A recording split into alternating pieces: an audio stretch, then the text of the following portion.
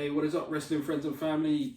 Welcome to Chat, Grapple and Cheap Pops with me, JB, the best Chris in all of wrestling podcasts, Mr. Chris Dredd, and our very special guest, who has unbelievably welcomed us into his home. It's Billy. And my home is not above a pub, as was falsely reported by SAP. See, the background of that is literally that my dad owns a bar, and with that bar you get a flat above it. So this shithead, because that's what he is, basically decided to, this pretty much sums up the way that he reports news.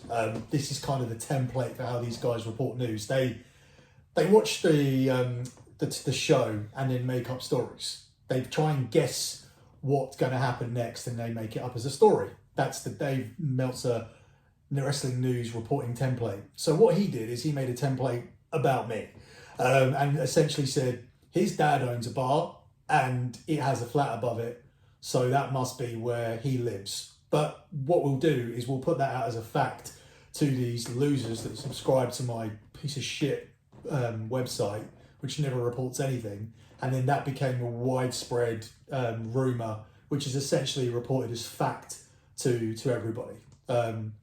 Yes, so I have no money and I live above my dad's flat, which would also mean that my dad supports my son, who goes to a school which is 25 miles away from where my dad's flat would be, so I don't know how that would work. And then he pays for us to go to the Royal Rumble, and he pays for us to go to SummerSlam, and he pays for us to go to WrestleMania, and he pays for the football matches and everything else that we do, clothes, everything like that. Porsches, there's a Porsche parked outside, as you know. We can 100% categorically confirm that we are not above a pub. Is that how you knew you were right now? Is that how you knew you was in the right place? Yeah, that's right. I was looking for your car actually when we were trying to find the gaff. Yeah. But it's 100% not above a pub. That's the thing. It's fucking hilarious. Numerous times in the summer we'd record, and you can close to the window, close to the WrestleFest machine there, and you could see it was out the outside. So I don't know how things look in America and how this could possibly be above a pub, but yeah, it's just a waste. We've wasted too much time. Yeah, I was really close to saying coming to you live from just above a pub in Wembley, but I thought I better not. You totally wiped it out before anyone got started. Yeah, straight away. He's like, let me just fucking get in there straight away. Yeah, the whole purpose. I wanted a podcast done in my place just to prove that it wasn't in a pub. I wanted to do this. I would have let anybody in. Nice one. Yeah. But no, in seriousness, I think I don't know how many shows we've done together. This one's been overdue because I think you guys have wanted to do something since Rumble. I think we've done 3 together. This is probably number 4, maybe, I think.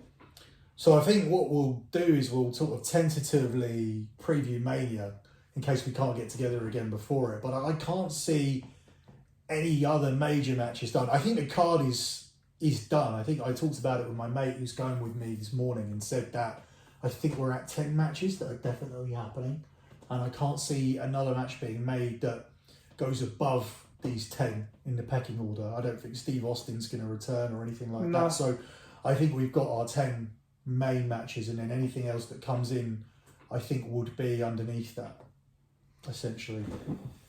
Yeah, so we've got the chaos of the 12-man fucking tag match.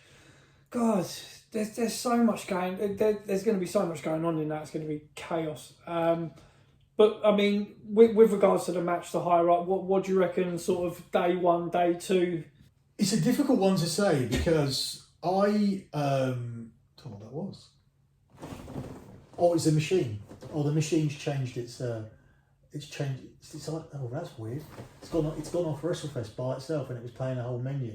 Oh shit!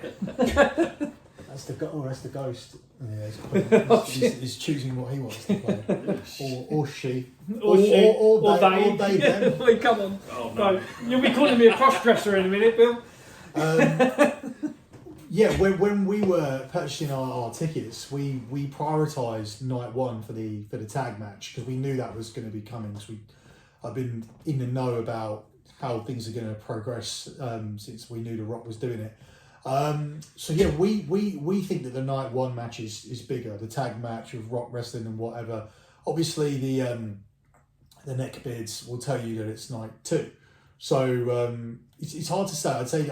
I'd say that's, in my opinion, that's as equal as the night one, night two dynamic that we've had in terms of, you always know the night two main event is the real main event. Last year there was no doubt. Even the year where Steve Austin wrestled against Kevin Owens, we knew that the unification match was the main event. Yeah. This is as equal, I believe, as it gets, because you say, okay, Cody and Roman's for the belt, but it's a rematch from last year, and which I never think is as good when WrestleMania has had rematches. Rock Senior was a good example of that. Shawn Taker was a rematch, but it wasn't a rematch of a main event. It was a rematch of a match that did very well the year before. Austin Rocks have not been direct rematches. Andre and Hogan have had a rematch. Warrior and Hogan were supposed to have rematches. I don't think there's been many. I know Yoko and Brett technically was, because one was at 9 and then they faced again at 10. So yeah, I just don't think that the rematch is as big as The Rock actually coming out and wrestling. But if we say those are 50-50, then how do you split the rest of the card? Well, you split the women. That's you don't have Rhea's defense and Io Sky's defense on the same night. You split those. You then split whatever the US title is, and then you split the Intercontinental title. And I think that's the way that you do it. And I think, all things considered, I think it will end up being equal, unless you feel that one of the women's title matches are stronger or one of the secondary belts are stronger. What there isn't on the card is a big feud that's going to be blown off. I don't think AJ and LA Knight does it for me. It's not. There's no blood feud that's being blown off. What about Jimmy and Joe? What you said? Do you find that big? I think for me, Jimmy's booking since he returned heel, I've not seen him win any matches. So in that sense, Jimmy is still a bit too much of a goof, isn't he? Right, and it's that whole thing where, to me, it feels like you guys have worked really hard and been good servants to the company, and this is your reward. Bit of a payoff, for them. Yeah. And I don't think either, when I was at the Rumble, there wasn't a massive response to it. No. I didn't feel, unless it came across differently on television. I've not watched it back. I can't remember now, to be fair. Everything just goes off in a blur after you've seen it. Yeah, I think a lot of that men's match was a bit of a blur. It really was, even from being live, I don't think it was a match that really got started. It was disappointing to go to the Rumble and have that be the first one you saw. Some of that comes from the fact that we didn't get the winner that we wanted to get. But had Punk won it, they'd been in a weird situation now where they needed to find 2 new number 1 contenders, I guess. Yeah. But do you know the story about Steve Austin was on some tour? He then rehabbed afterwards, but he had the same injury as Punk, and because he wanted to get paid, he finished the Japanese tour. And then told Eric Bischoff that he needed to get surgery, and then Bischoff fired him. So does that mean that wrestlers have got softer, and should Punk actually have worked WrestleMania with the injury, or is it a more substantial tear, or is it not even a wrestler's choice now? You tear a tricep, you're out. That's it. They're not even going to let you go out there. I think it's more a case of because it was Punk and because how he's come back, I think they just want to make sure that when the match happens, it's going to be a good match, and maybe if he goes out and he's not 100%, it's not going to be a good match. And I think nowadays they're more bothered about the sort of end product rather than just saying, nah, fuck it, just strap up and go out there sort of thing. I think maybe that was more of the thinking of it. I mean, but Punk is sort of like, when he was in AEW, he went in there and because he's not been in the ring competitive for so long, you are going to get them injuries that are just going to happen, and his body's not going to be sort of as it was. These guys are going out there, every day. If you've been working for years and years and years, and you're a bit tougher. But then when you have that time away from the ring to get yourself and your body up to that resilient point again, it's going to take fucking ages, man. And, you know, Punk's old now. I mean, I say old. I mean, I'm like 42. I mean, what is it? How old is he? You know, same. I think he's about 42, 43, I think so, something like that. But here's the thing: he came back in, was it September of 2001? I believe. Is that right? So if we look at that up to January, or was it January he got injured? Yeah. So that's 9 months away from being 3 years, which is 20. It's 9 months away from being 3 years, which is 20. So it's 27 months, right? Is that right? About that, 27, 28 months. Right.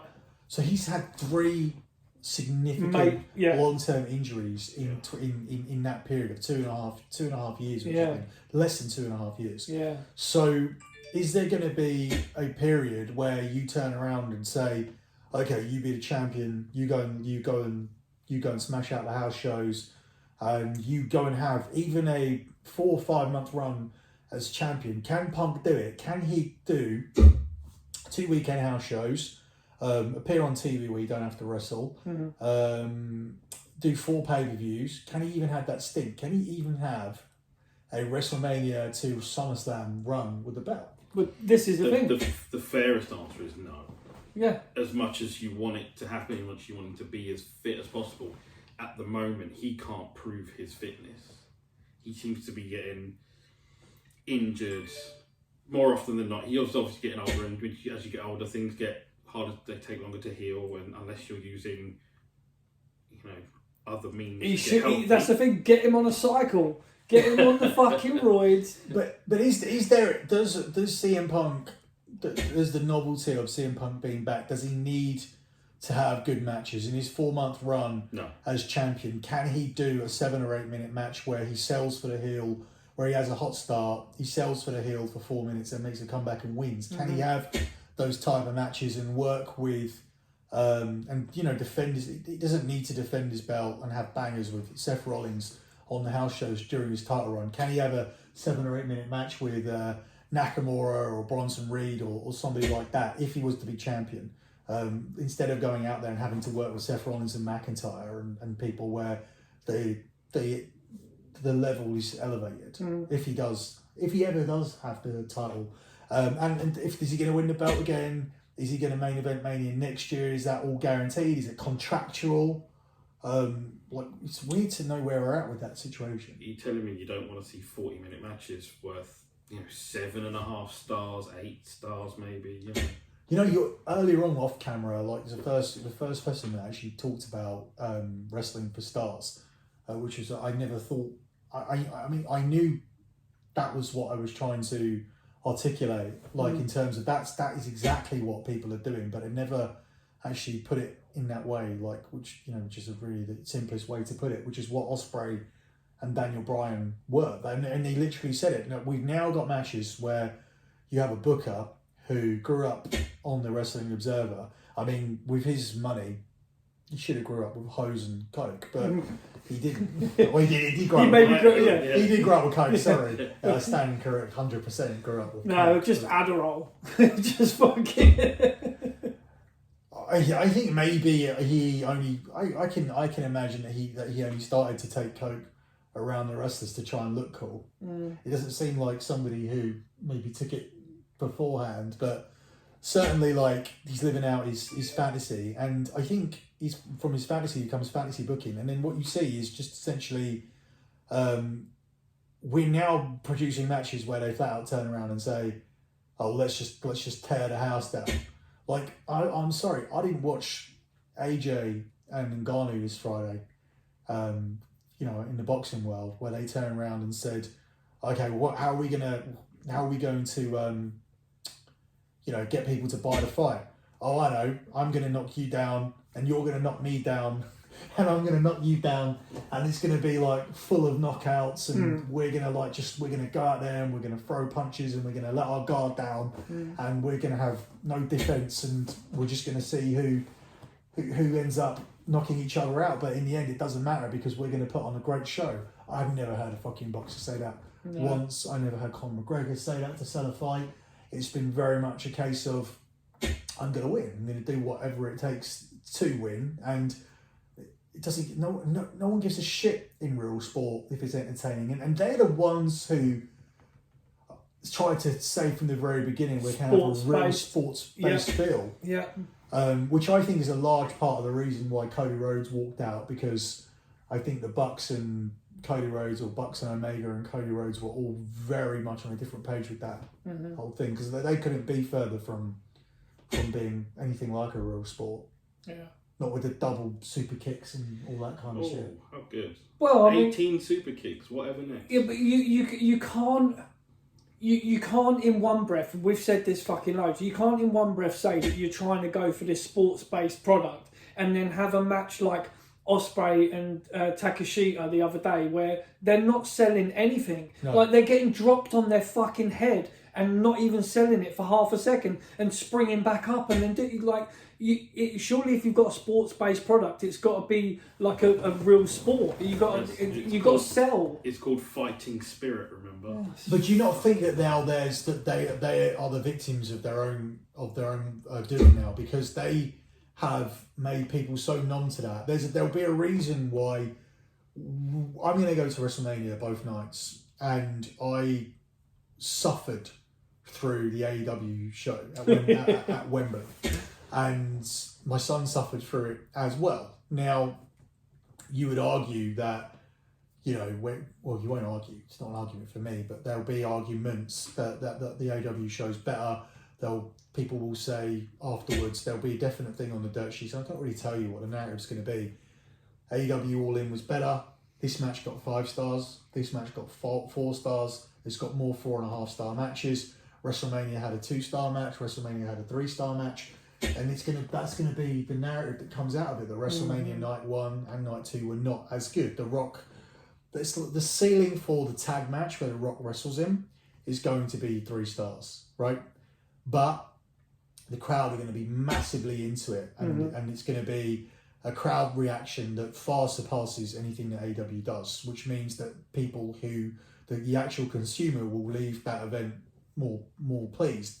Although, the AEW consumer and WWE consumer is different. And that's actually something I want to talk about in a second, because it's a subject that's going to be approached on my podcast. But yeah, that's very strange that we've got journalists dictating that narrative, which doesn't correlate to the amount of money that the two shows are going to do, the genuine attendance that's going to be there, the crowd response, the star power. It's just completely divided. You've got 2 different types of wrestling. One where people are completely numb to it, it doesn't make any sense and it doesn't feel like a real sport.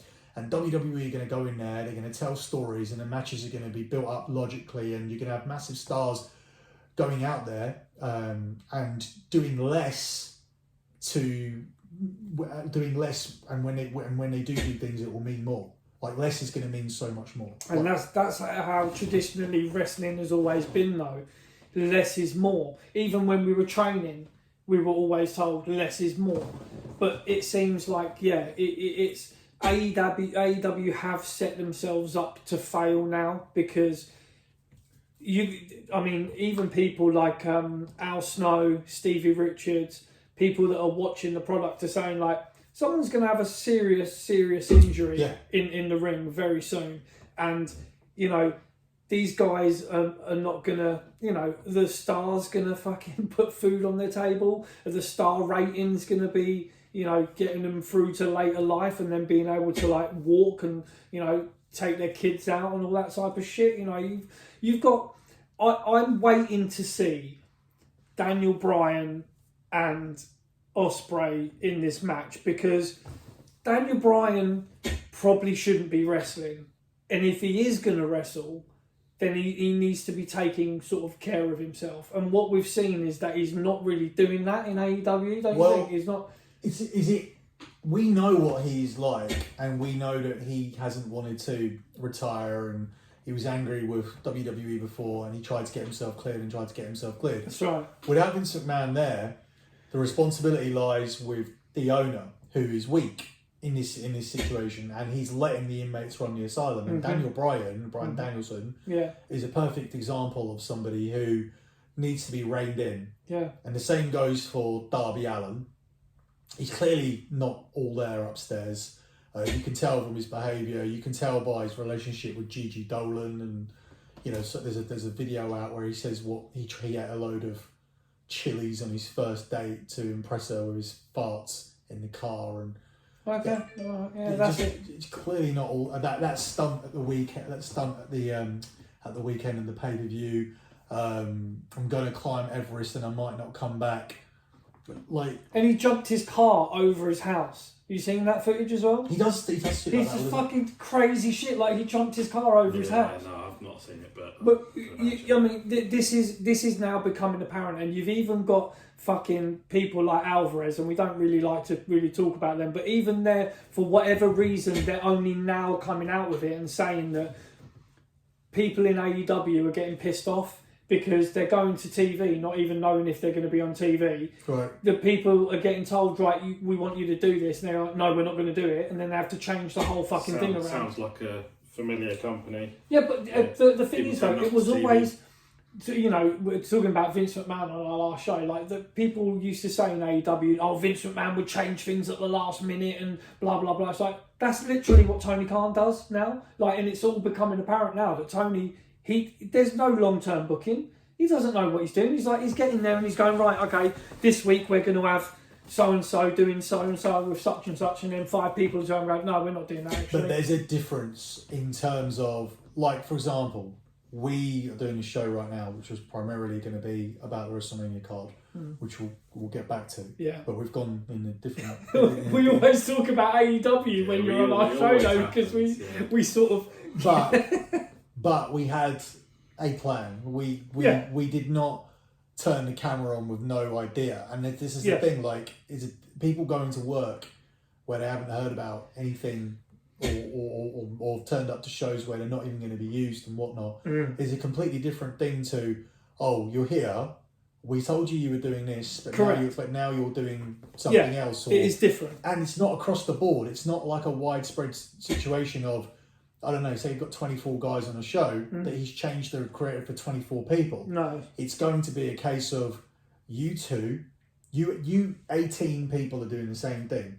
But for 6 of you, like you two are off TV, your match is going longer, you're now wrestling with him or you're wrestling with him. It's not going to affect the entire 24 people on the roster, but nobody knowing what they're doing does affect every single person. Yeah. And it creates a attitude problem and a general crisis and panic across the board. So and that can lead to like disciplinary issues and whatnot, which it does. So you can tell that the company morale is not what it was in terms. You don't really hear so much about we're going to like challenge Raw or anything stupid like that, because I think everybody knows that would look ridiculous at this point. So yeah, I mean, in terms of what you class to be, if you're looking for what you think are 5-star matches, when you look at what we have got for WrestleMania, if we try and get back round to, I'm hosting their show. Put Rainus in, Bill. Rainus in. Yeah. What would you actually say might actually get the approval of the IWC? I'm happy, but I'm happy to watch the tag match, and whether it be slower and whether nobody flips or almost dies or bleeds, I still think that will be good enough for me. I think the psychology of that and the star power that goes into the match, just in terms of when you have that hot tag where Cody's going to get in there with The Rock and things like that are going to happen, I think that's enough for me. I don't care. For me, that will be... I don't need to put stars to it to know that I'm going to enjoy that. So, but if you're looking at your stereotypical what 5 stars now is to that community, what's going to appease that community on the show? Nothing, probably. Nothing's been announced that if you're looking at what matches have been on already and haven't got 5-star matches, like even if you want to go back to the era of Kurt Angle, and it's got even worse now. Yeah. You can't tell me that Kurt Angle has never had a 5-star match. You can't say that. If you're going to look at it You can say that, but you can't then give Ospreay like 17. Exactly. Because that means what it was needed to be reconfigured back then. Yeah. So, I mean, you would then need to have a system where you can revise your previous ratings and say, oh, wrestling's changed in terms of what we do. So I then need to go back and...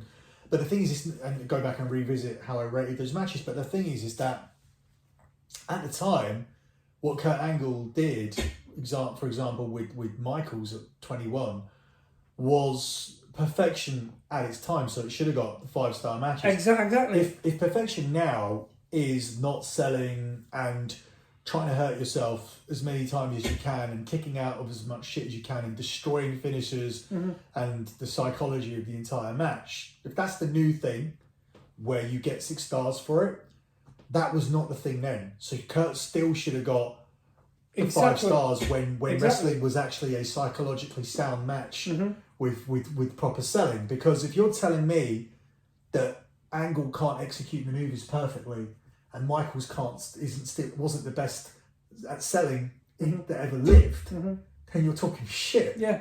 Because at WrestleMania 21 should have been a 5-star match, and that's just one example of a 5-star match. Mate, even you know, Benoit and Angle have had some fucking matches, and I mean, no one really likes to speak about Chris Benoit nowadays, but you can't say that the Benoit Kurt Angle matches weren't fucking 5-star matches. You know what I mean? At least one of them. Yeah, the Rumble 2003 matches. It's fucking incredible. Like, it's so good. That's the thing. And that's why it's not about what the matches are. It's about the people that are given the stars and what they want to do. That's why I'm saying, if you're looking at it realistically, then yeah, of course there's probably going to be a 5-star match at WrestleMania, and it will probably be the tag match, like you're saying. Or would it be, again, because he has his favourites, he has been giving 5 stars regularly to Gunther.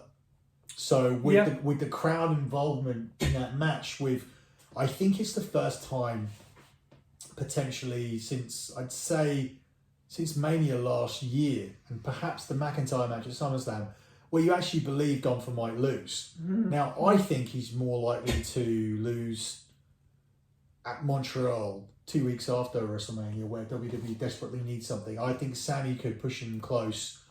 I don't think Sammy will beat him. No. I think it's believable that he could, like you're saying. It is definitely believable, especially because who Sammy has become.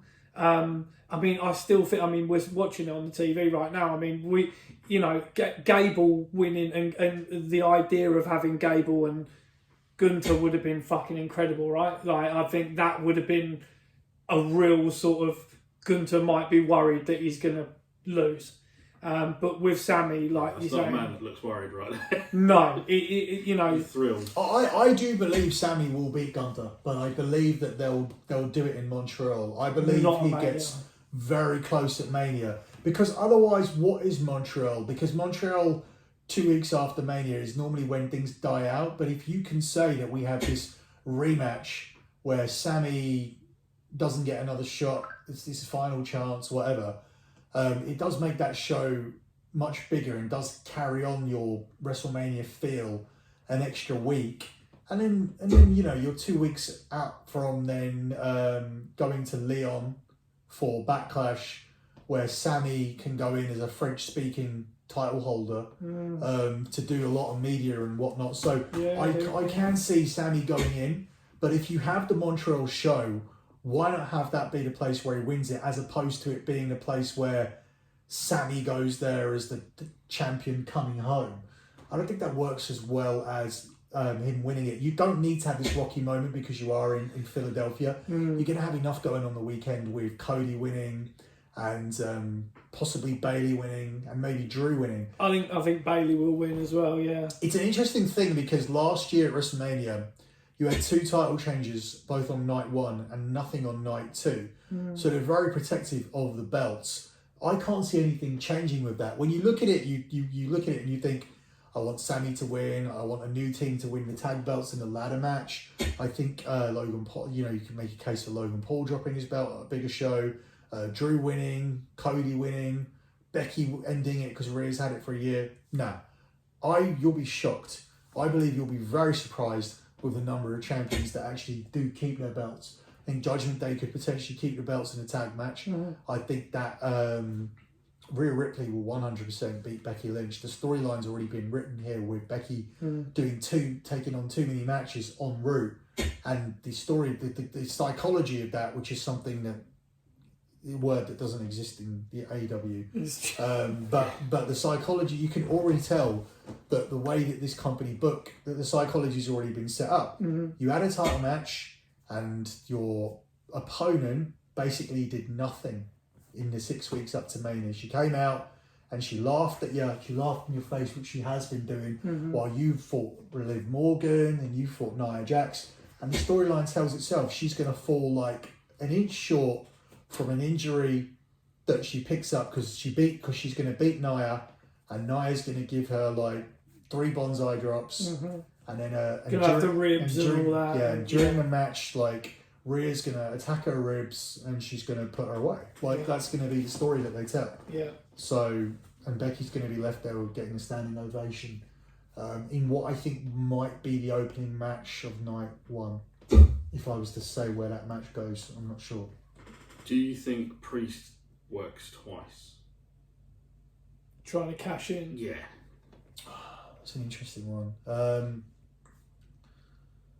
I wonder if in some way that CM Punk is shoehorned in as the referee of that match and actually is able to perform a goat sleep or something. If he's provoked where Drew insists that he raises his hand or anything, and then Punk instead kicks him in the face, and then Priest cashes in.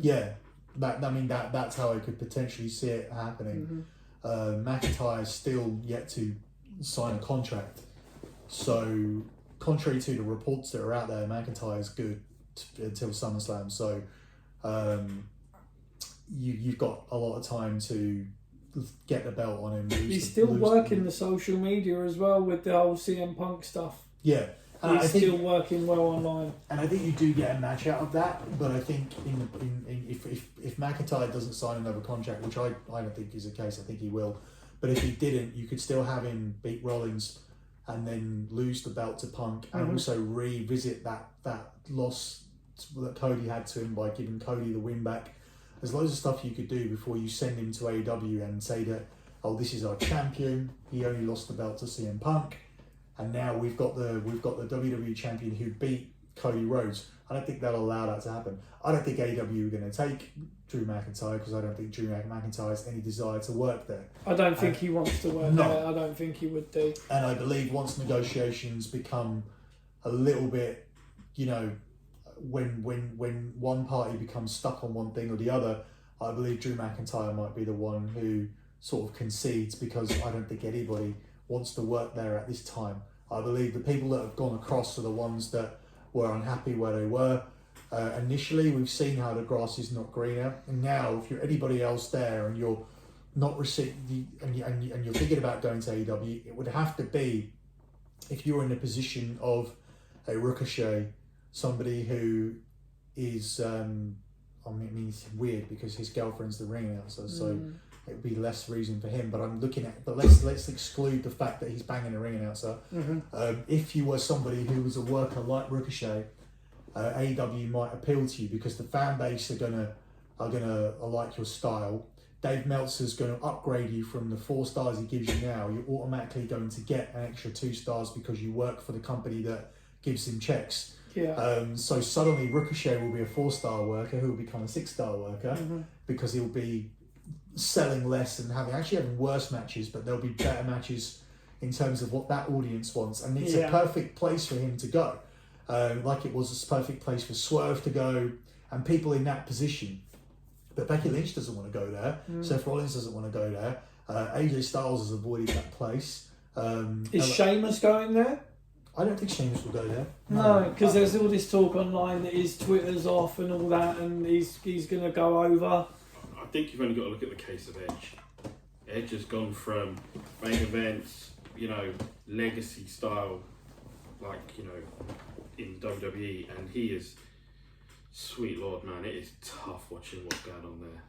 And the irony of that is that he's gone in there and you've paired him up with the safest person, because the most watchable person in AEW in 2024 has been Christian. Yeah. And that bleeds into 2024 from a good end to 2023 as well. And it just hasn't been as exciting, or hasn't landed the way that you would think it would. If you turn around and said, okay, this is the 2023/2024 incarnation of Christian, it's actually the hottest version that there is.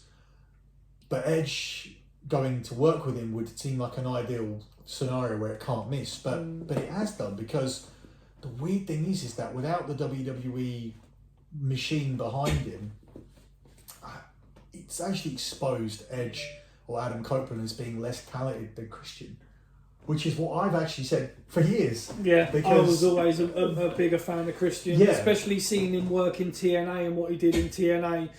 I thought he outshone Edge for sure. So it makes you wonder why WWE never really discovered that, because Christian, obviously there is a look involved and with that, and obviously Edge fell into the Rated R Superstar thing, because prior to that, where he was seen as the Shawn Michaels to the Jannetty, the Jeff Hardy to the Matt Hardy, it was Edge coming out of that tag team.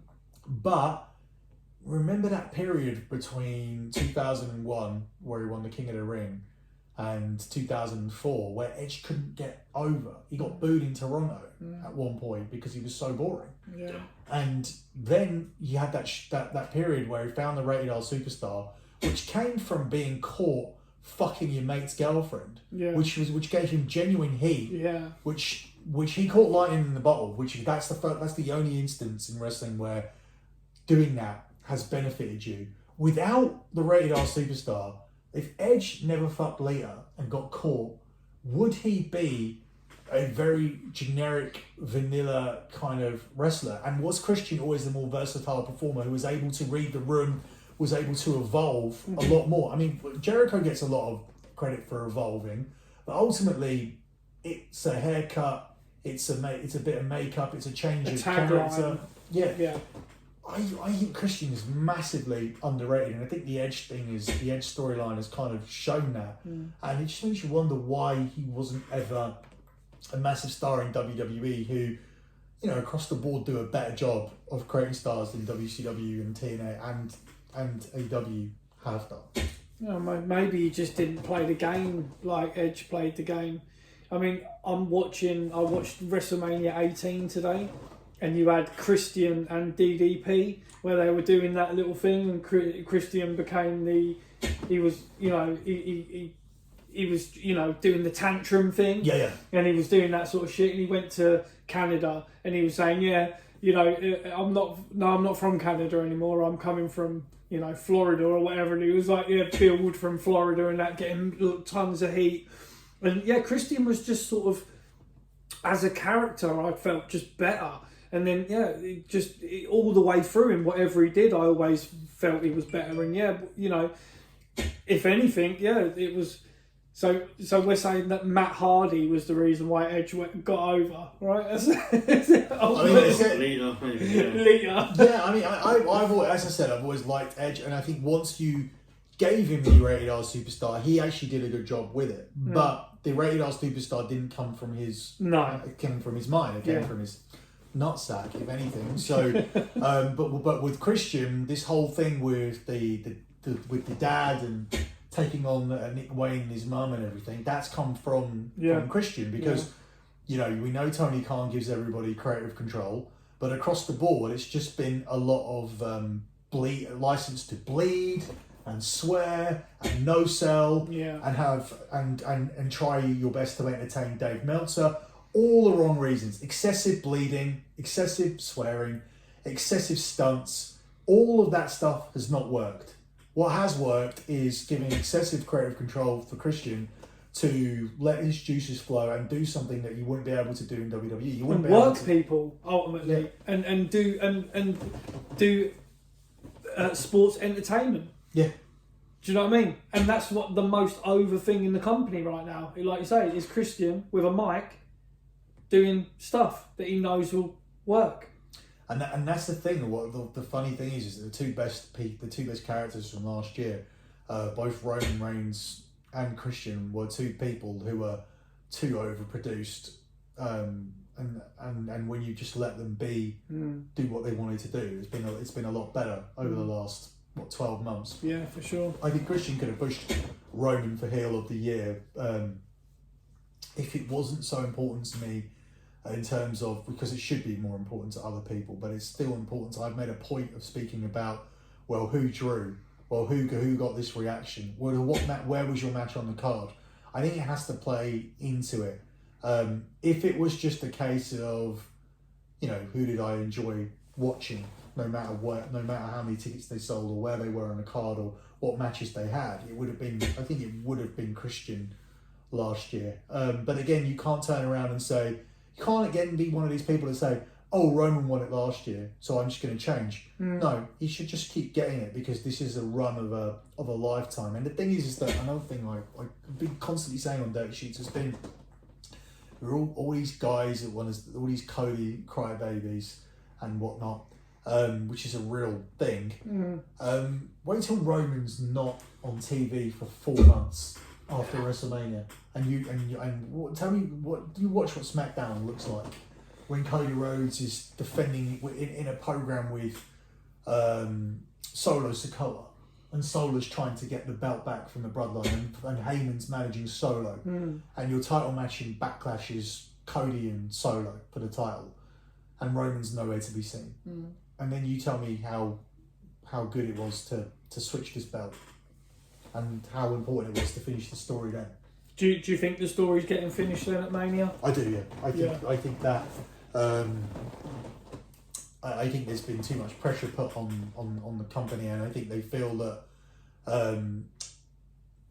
the people have spoken. However, one of the things I did want to talk about, and something I'm going to be talking about a lot, something I want to get to the bottom of on my show.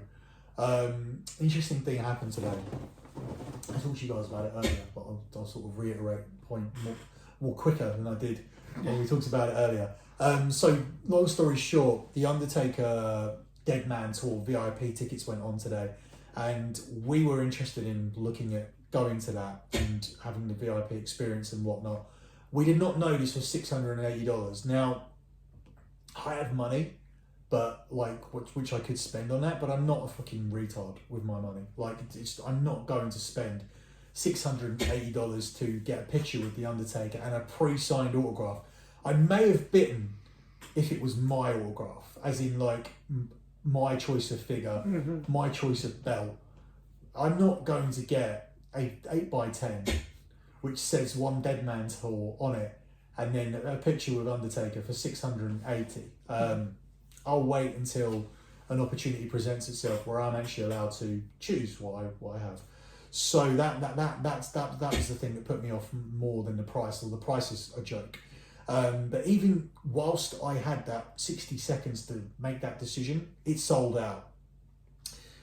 And it got me curious, and I was talking to my friend about it and said, who are these people? Because when you look at what we define as being a mark, we have a look in mind, we have a personality in mind, and with that, we have an income in mind that ties all of these things together. We think we know where they work, if they work, what their parents are going to be like, where they live, their social circle, their girlfriend, there won't be one, and that's what we think. But how can that be universally true? Because as a company, the WWE confidently priced up your Undertaker VIPs at $690, right? Or $639, $690 after tax, or whatever it was. They confidently priced this up, just like they priced up $3,000 floor seats for Mania, just like they priced up $750 seats in the 100 sections and sold out the show, right? They knew they were going to do that. Now, are you telling me that they know that there is a fan out there who may work at Walmart or Burger King or supported by their parents, and let's say they work, and let's say they earn $25,000 a year, right? If they live with their parents and they eat at their parents' house and they don't have a social life, is it possible that WWE know that these people are going to spend all of their $25,000 a year on wrestling toys, t-shirts, and coming to shows? Or is that such a small amount of people that really live that way, right? That they actually think or know that there is a different fan base out there, and they are not on social media, and they are not reading the Wrestling Observer, and they don't know Sean Ross Sapp and Ryan Sattner, and they don't integrate at all with the IWC. Yeah. And they don't buy wrestling magazines, and they don't buy DVDs, and they don't buy figures, but they just come to the shows. Is there these people out there who are actually working high-end jobs? I'm talking 70, 80k plus incomes, maybe even six-figure incomes, who are actually cool, and their secret, what we say?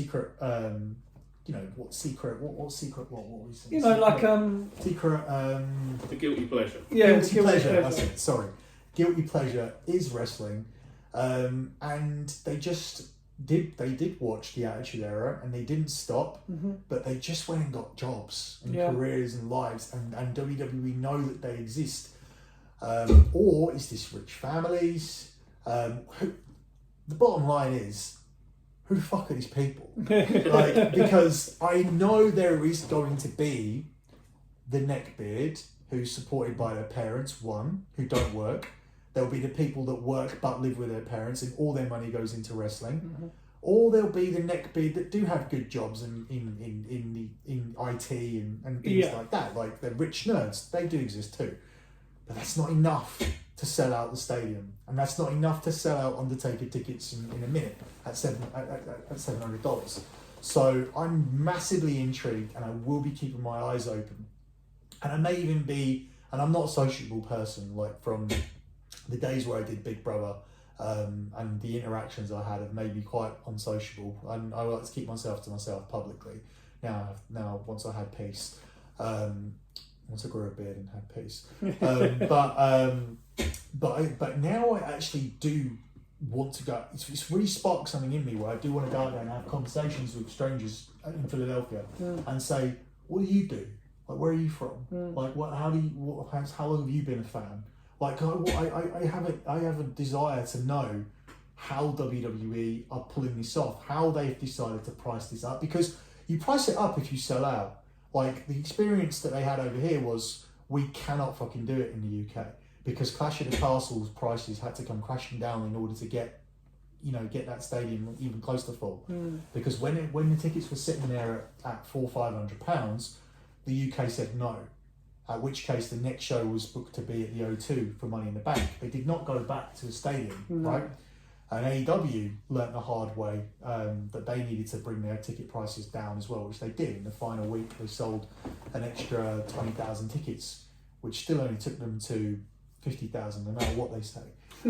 So that lowered price, wasn't it? It was at a lower price point than what they'd previously been selling them so at. I had free tickets, but I made a point as to buy tickets that were previously £250 for £26, so that I had the proof, so that when these idiots come for me, I could turn around and say, you fucking explain this to me, because this was a £250 ticket in Club Wembley section 200.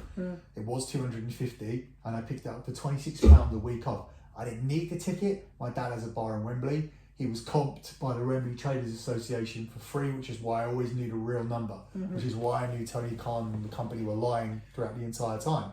Ospreay got a tattoo of that number as well. Yeah, he did. Yeah. Well, there was tickets being we are signed actually on in the the day. town that Will Ospreay lives in, by the way. Just look, we're sitting. Fair enough. So I see Will Ospreay at my gym like all the time. Okay. So, and my other friend sees him at school, where their children go to the same school. So that's interesting where you are right now. But yeah, so he did get that tattooed, so that's probably, he concedes that it's a mistake. But I mean, the point is that WWE realised that price point didn't work here and moved to a smaller arena.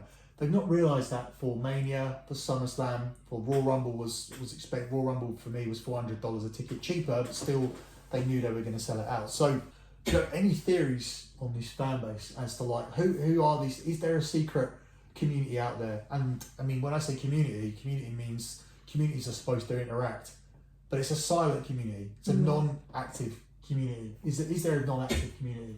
I think there is. Quite possibly. Yeah, I mean, I play Magic the Gathering, right? And I talk about it sometimes on the podcast. But you've got a certain different demographics in that as well, because it's sort of you buy certain cards to play in your deck. It's like, you know, Pokemon cards or whatever, but the best cards are the most expensive cards. So I know a lot of people, even people that I play with, that have got very good jobs, high-paying jobs, and they almost spend all their money on this pastime. So you have got that demographic of nerds with a lot of money, good-paying jobs, that just spend a lot of their money. They don't go out on the piss. They don't. Would you say that's similar to season ticket holders at football? Because sometimes you go around and you try to follow a team, but then even when people complain and say, oh, Chelsea tickets have gone up to £80 or it's £90 now to watch Arsenal, and I mean, because I think they're the two most expensive. Tottenham, Arsenal, Chelsea. Tottenham's expensive, yeah. So, but when you see the season ticket holders and you're around them, and then you think, hold on a minute, electricians, plumbers, they're traders. Most of the season ticket holders are traders, which gives you a ceiling of, I would say, 70 to 80,000 max, which in a sense doesn't, if you're going to watch football every week, doesn't leave you a lot of disposable income. So is it similar in terms of that their first passion is football, and they don't actually, and that comes at the expense of, we don't go on incredible holidays, so we're not going to be going to America, Jamaica, all inclusives. We're going to be doing a week in Spain or a week in Portugal, because our money primarily goes on to football every week, or maybe even home and away as well, if they're that type of fan. Or is this different?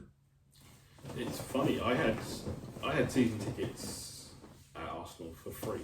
Right. You know, through work. And I had them for a while, and it was an expensive trip every other week. Right. Going to football, you stop at the pub, you stop and get something to eat, you do all that stuff. Like, it's not the cheapest day out. It never has been. Do you know Man United cost me £500 a game when I don't have a hospitality ticket? For a normal ticket, for my ticket at £56 and Austin's ticket at £23, it still costs £500 because of the travel and the hotel and the 6 meals that we would have in 2 days. Obviously, you leave. So we leave here, say for example, it's a Saturday game, so we leave here on Friday. He would eat he'd eat after school, so I'd get going straight away. He'd finish his school at 1:30, so I'd eat on the motorway. We'd have an evening meal, and have breakfast. We'd eat at the ground. We'd have a meal on the way home, and maybe like another one like late, when we get in. So we'd eat 6 times, and then you would have your hotel, and your petrol, and your game, and your program, and your club shop potentially. So the game on average, a Man United game would cost me about £500. There's all those added on costs. But as I said, when these people, but I can afford to do it.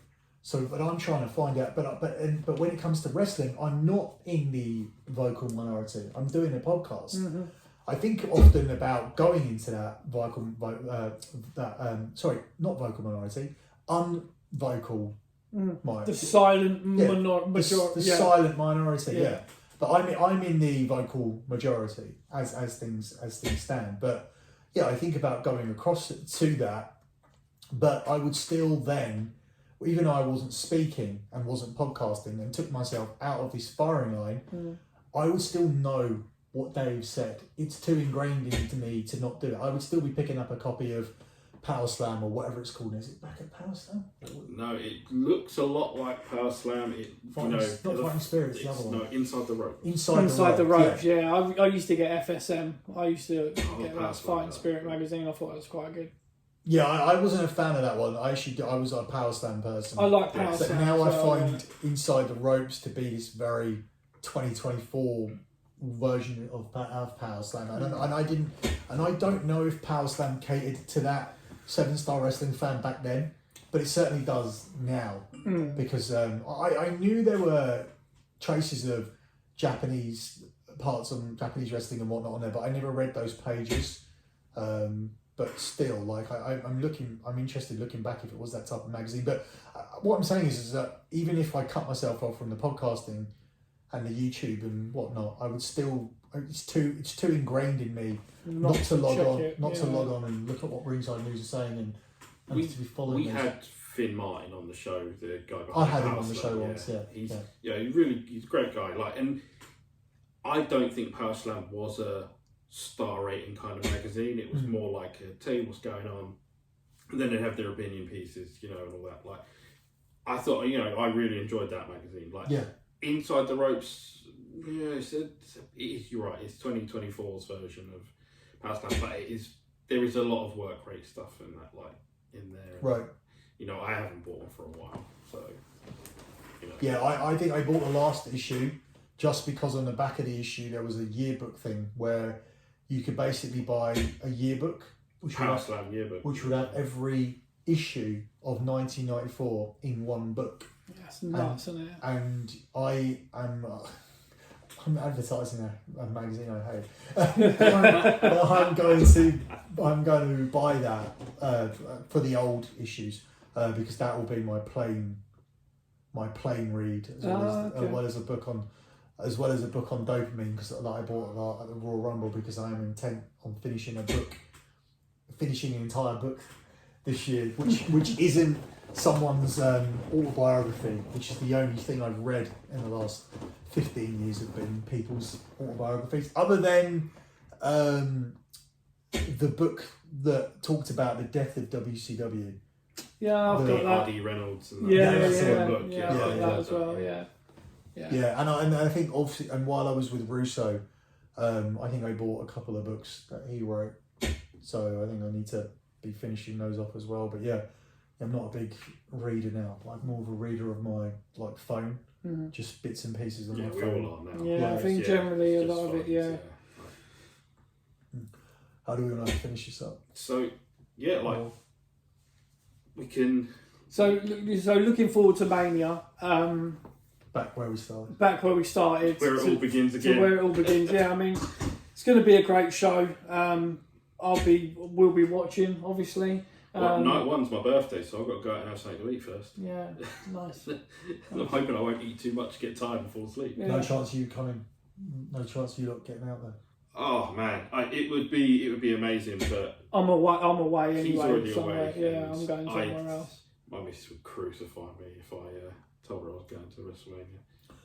Especially with the stuff we've got planned later on in the year. So yeah, I have tried to cut some corners with the costs on this one, just because it was coming up as last year I thought would have been difficult to top as in terms of money as a one-off.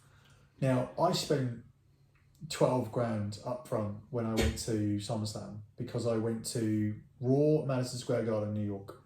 I went to Mets Yankees. Then I went to SummerSlam and StarCast to watch Ric Flair's last match. Yeah. And then I had 2 weeks in Florida with part tickets all paid up in advance. Yeah. So I was 12 grand out before I left because I was going to America for a month. Yeah. LA done me for 7 grand in the week. So I had 12 grand for the month in the US, which is fair enough. It's 3 grand a week, right?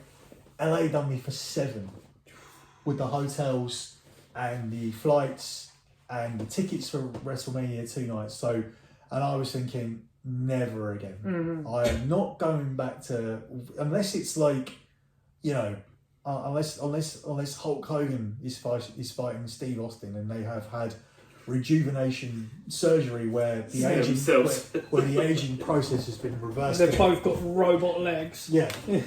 So it was essentially that I'm not going to, or I'm going to do it on the cheap. Like I'm going to buy a seat somewhere, go down to a different place. I'm going to stay in Chinatown or Koreatown, and there's places where you don't need to be. Yeah. Banging Hollywood like where I was. But I wanted to be around there for my son's sake. But this time around, I saw it and it looked like it was heading the same way. And I thought, fuck this. So I actually start in New Jersey. And I'm doing 2 days in New Jersey, which means I can go to the water park, whose water park here? DreamWorks water park. Okay. And DreamWorks indoor park, which is that where there's a giant mall as well? Yeah. Yeah. And it's got an indoor and outdoor. It's got a water park and an indoor theme park, which the rides are incredible there. So I'm going to do that instead because it appeases my son. It also gives me a flight, which my flights are £400 less each because Philadelphia Airport is so small; it has no flights coming in. Right. Okay. The flight, the economy flight into Philly was £900 each. As opposed to the business class flight into New Jersey, which is 620, and my son's is 505 or something like that. So I'm going into New Jersey, staying there for 2 days, getting an Uber into Philadelphia on Friday morning, which is $120. So, because Philadelphia and New York are an hour and a half apart, but New Jersey's even closer. So that's how I decided to do it. On Friday, I'm going to go and just see the Rocky statue, grab a cheesesteak. I'm done. Check into WWE's hotel. Go see night 1. Go see night 2. Who's going to meet CM Punk at the WWE World on Sunday. I'm going to go to Raw this year, which I didn't do in LA last year because I was so sick of wrestling. And then I'm going to come home. I'm going to then get my Uber back to New Jersey on Tuesday morning. Stay there one night and then come home. So that's how I'm doing it, because it's like there was no way I was just going to get roped into another $7,000 for convenience, because there's having money and then there's being a moron with it. I mean, I could still spend the same amount and then be in this place for an extra 3 days and actually do a lot more in New Jersey, rather than putting my money into Philadelphia, eating loads of cheesesteaks, going to see the Rocky statue and going to see a bell.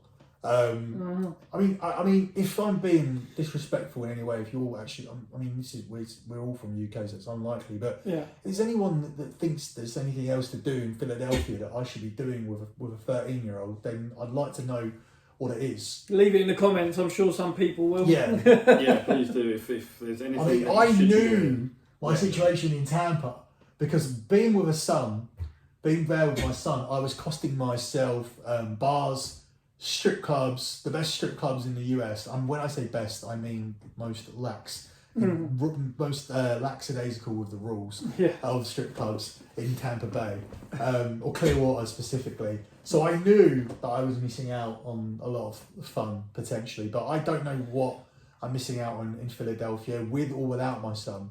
But, I mean, with my son preferably, but I don't want to shit on a city that I've not really been to very often. I've been there for an hour. I decided to venture. I was bored one day. I was in New York for a boxing fight at MSG, Amical, and I decided just to venture into Philadelphia for an afternoon just to go and see the Rocky statue, because I realised how close it was. So that was it. Other than that, I have no experience of Philadelphia at all. I mean, sometimes these things can, sometimes I have a weird thing where it throws up and it'd be like, oh yes, it's in Orlando, it's in Tampa, it's in, these places I like to go to. But actually, I enjoyed Nashville. I've never been. SummerSlam's in Cleveland, and my immediate reaction was, oh, Cleveland, what am I going to go to Cleveland for? But I don't know why I'm going to go to Cleveland, and maybe I should find out why I should go to Cleveland or why I should not go to Cleveland. But I haven't really decided what to do with that one yet. If it is heading towards Drew and Punk, and SummerSlam's going to be this big CM Punk return, maybe I will go and see. But yeah, I'm trying to waste less money going to WWE pay-per-views, and I'm trying to get more into boxing and UFC. But I find the thing is that whilst I'm making this conscious effort to see less WWE, they seem to be hotter, and UFC and boxing seem to be on their arse. At the moment, UFC star powers out the door. The biggest star in boxing is Canelo, who's right on the back end of his career. They're being outdone by influencer fights. So do I really make myself go to Jake? Do I force myself to go and see Jake Paul and Mike Tyson having a ridiculous fight instead of actually going to SummerSlam just because I've said, oh, I gotta watch less wrestling, I've got to be less of a mark? Well, being a mark might actually be more fun right now. Yeah. What you're saying is we'll see you in Berlin. Oh no, I'm not, You ain't going that far. I'm not going to those. Not because I got an issue with Berlin, but they really are disrespectful to the UK and European audiences. They really think they can milk us with such little incentive, with such little on offer. Like, I don't see Roman Reigns even on the posters. No. We know Brock's not going to come to the country, right. So we know it's just going to be the roster doing their roster thing. The difference between Berlin and Lyon and the house shows that come here in April are going to be minuscule. Mm-hmm. Minuscule. So what is the point? Like, they're not giving me any reason to go, especially for what they're trying to charge. I assure you I can get tickets to SummerSlam for the same price as Berlin. Or less, considerably less. And we know things are going to happen at SummerSlam, and we know people are going to turn up at SummerSlam. We know Logan Paul's going SummerSlam. We know Brock Lesnar, maybe not this time, but we know he works SummerSlam every year. So what's my incentive to go to Berlin and Lyon? If I'm going to France, I'm going to go and watch tennis. If I'm going to go to Germany, if I'm going to go to Germany, I may as well go and watch Bayern Munich. I don't think I need to watch WWE in these countries. That's just me. So I know you guys are going there, but I'm not going. But oh, you're not. I'm going. Yeah. So. No, I mean it'll be fine. But will you see any more than you'll? Will you see more than you'll see at SummerSlam for spending more money? What did you spend? It wasn't that expensive. Oh, okay. To be honest, yeah. Like it's worked out quite well. So you didn't get done with the opening promo codes where it was like buy the multi-day ticket and all this stuff. No, we've got combo tickets, but they were quite reasonable, and like we were I was quite impressed, and I was surprised considering what we paid for Money in the Bank and all that stuff, like and I ended up missing the SmackDown for Money in the Bank because I got ill, so it's right. With the flights and the hotel and that, like it's quite good, and like my missus would let me go to America for SummerSlam or something like that because she'd want to come too, and we can't leave the kids at home. Like it's how old are the kids now? 8 and he'd be 6. They're not interested in it.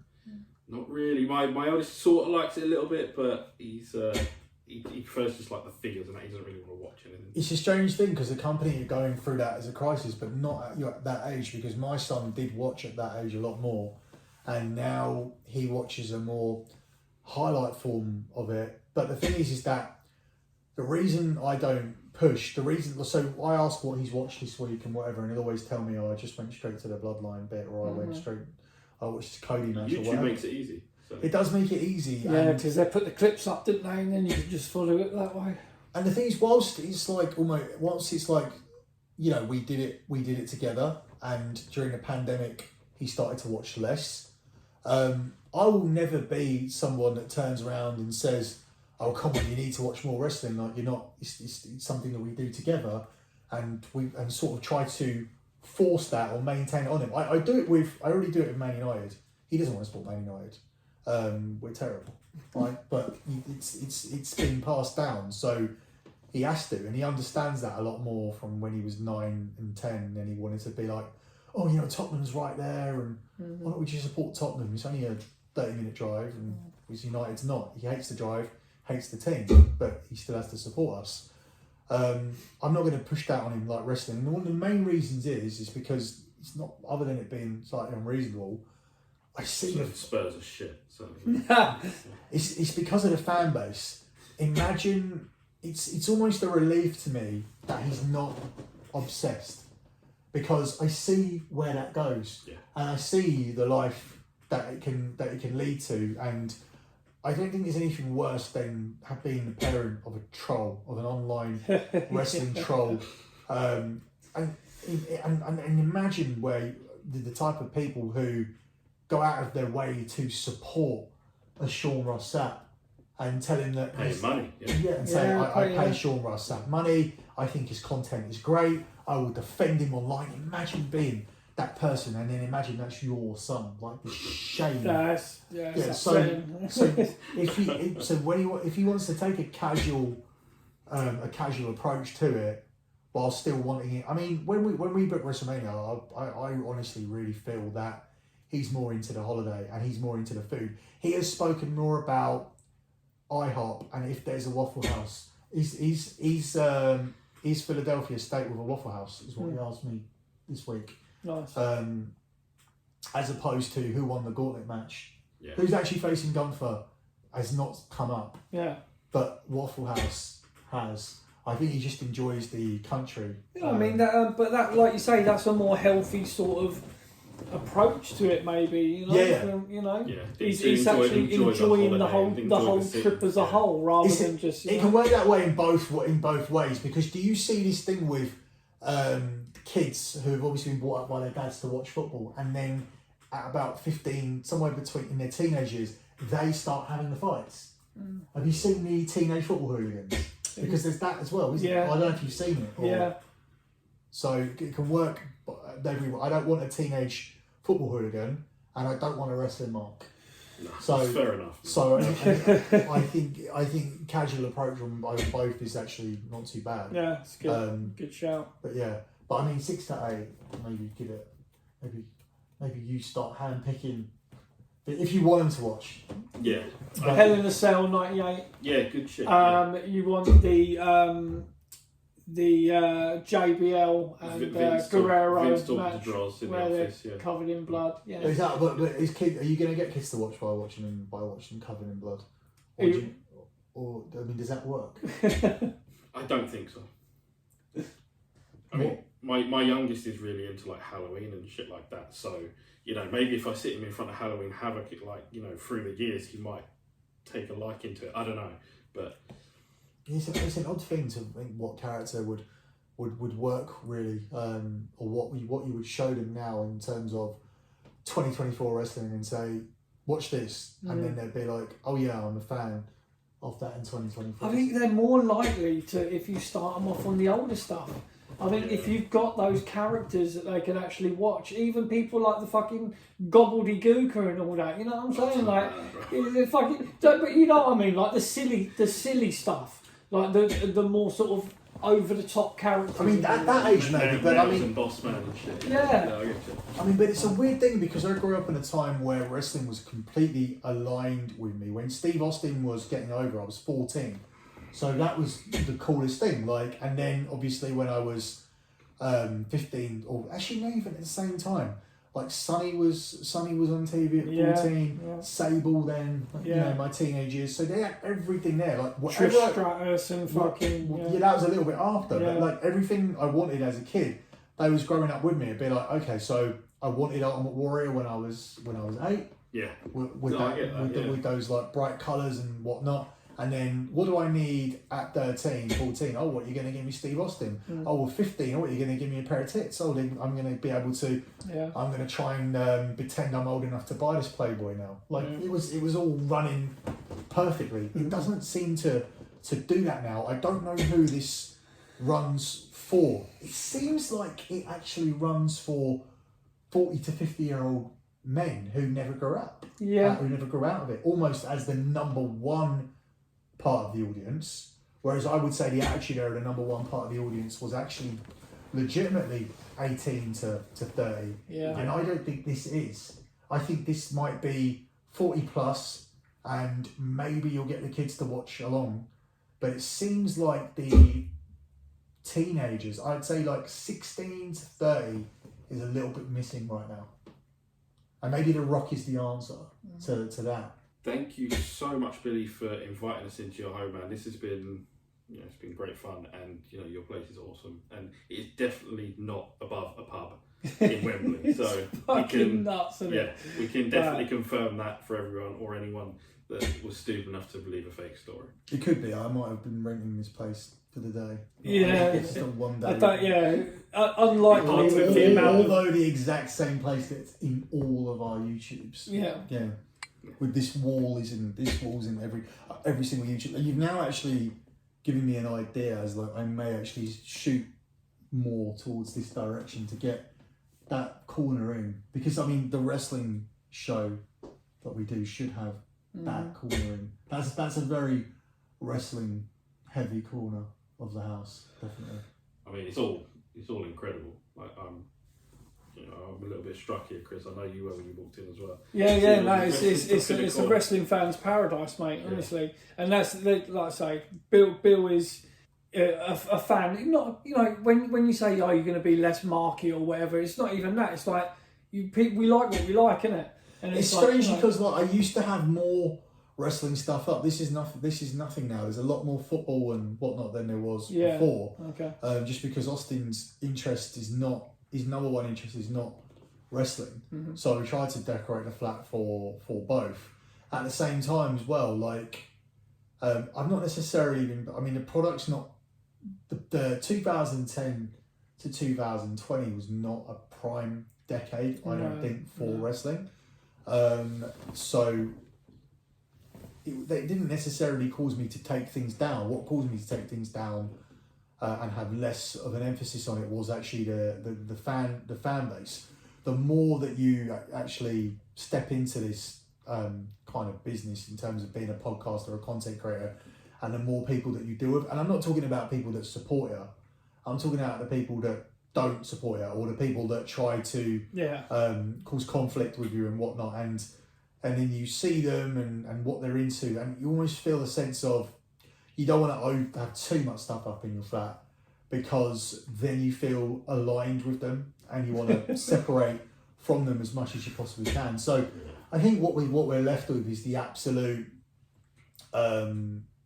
one-off stuff, the stuff that you just can't get, that needs to be up. Yeah. So in terms of WrestleMania chairs, I used to have. That people used to sit on when they came over to mine. They don't do that anymore. They're all put away in a cupboard. WrestleMania chairs are gone. There's none up on the wall, as you can see. The WrestleMania chairs are gone. The WrestleMania plaques. So after every WrestleMania, the winners would release their photos and whatnot. I have them, but they're not up anymore. Only one, two is up. Daniel Bryan from WrestleMania 30 is up in my other room, but that's getting replaced. And Brock Lesnar's up, and that from beating the streak over there, and that will remain up. But I mean, I have another 8 or 9, but they're no longer up, just simply because I'm trying to sort of move away from it, and I don't think that they are your one-off wow items. Pieces, yeah. But the arcade machine, the original Winged Eagle, and it's not a WWE Winged Eagle, it's a WWF Winged Eagle, a Blue Warrior belt. You know, he's dead. He's probably not signing them anymore. No. So it's kind of like the stuff that has to be out. So yeah. Well, I'm glad you appreciate it. Yeah, no, we appreciate you having this around, mate. It's been nice to meet you in person, because, like you say, you've been on the show quite a few times. We always have a great show when you're on, and it's just nice to actually meet you in person and say what's up. Yeah, we I don't let them talk on their own show. That's not a problem, bro. No, that's all good. That's totally fine. Billy, thank you, my man. Cheers. Really appreciate it. Nice one, dude. Nice one. Yeah. Guys, stay tuned, as we are going to tell you how to get 10% off some Wraith Energy in a bit.